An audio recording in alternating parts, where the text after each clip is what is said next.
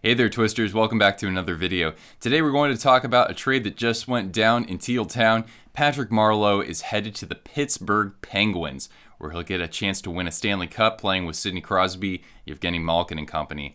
So Marleau, as we know, went to the Sharks at the very beginning of this season after spending a couple of years in Toronto. He's now going over to the Berg in exchange for a 2021 third-round pick. Now, this pick is conditional in that if the Penguins were to win the Cup this year, that 2021 third-round pick would become a 2021 second-round pick. So Marleau's stats on the year, he's got 10 goals and 10 assists with a -5 rating for a bad San Jose club this year in 58 games. And I don't think that necessarily speaks to the level of play. I think Marleau has been one of the consistently better Sharks that we've seen this year. He does a lot off the scoreboard that will benefit Pittsburgh. He's been a pretty good grinder out there, been good on the forecheck, a little physical, been good with the puck as well, 26 takeaways to just 13 giveaways.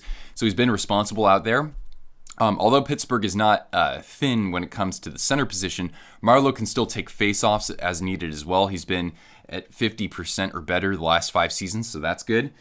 So I think that, yeah, he's a good addition for them. They need more scoring from the wing. Of course, with Patrick Hornquist being injured for part of the year, he's been fairly productive, and Brian Rust has been a point-per-game player. But other than that, their next best scorer is Brandon Tanev with 25 points. So Marleau's going to be a great addition to that. And of course, as we know, Marleau is a reliable player when it comes to logging ice time and actually playing all the games. He has one of the longest Ironman streaks in the NHL, standing at 500 or 600 plus games. So you know that Patty will be in excellent condition. And this will be his first time actually playing for a team in the Metropolitan Division. As you recall, before this season began, he was traded over to the Carolina Hurricanes as the Canes bought out his deal, and then he was flipped over to the San Jose Sharks on a minimum year deal. So, but I still think that Patty, despite the move now, he could still come back to San Jose after that because he's just in fantastic shape and he can lead.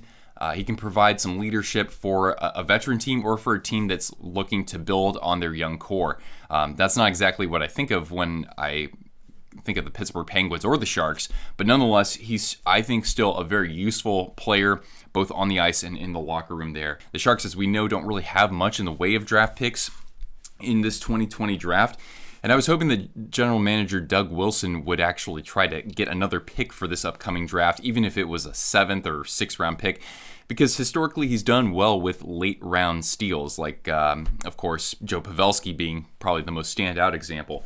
Anyway, let's take a quick look at the deals or the details in relation to the Sharks and their drafting plans for 2020 and 2021. So here in 2020, they currently have just a 2nd round pick and a 3rd round pick, also a 5th and a 7th. So, of course, no 1st round pick because the Ottawa Senators took that in the Erik Karlsson deal. So right now we got the Sharks. They have a couple of 3rd round picks here for 2021. Again, that Pittsburgh one being conditional there. So again, thin when it comes to 1st round draft picks. The Sharks do have their 2021 1st round pick. So maybe 2021 will be their chance to load up more. And it'll be interesting to see, with this trade deadline and the offseason ahead of us, if the Sharks can actually build more draft picks for this year. Anyway, I'm curious to know your thoughts when it comes to the Marleau trade. Did San Jose give up or did San Jose not get enough in return for him? In my opinion, I think so. You look at the Jean-Gabriel Pageau deal that went down earlier today with 1st, 2nd, and 3rd round picks coming from the New York Islanders.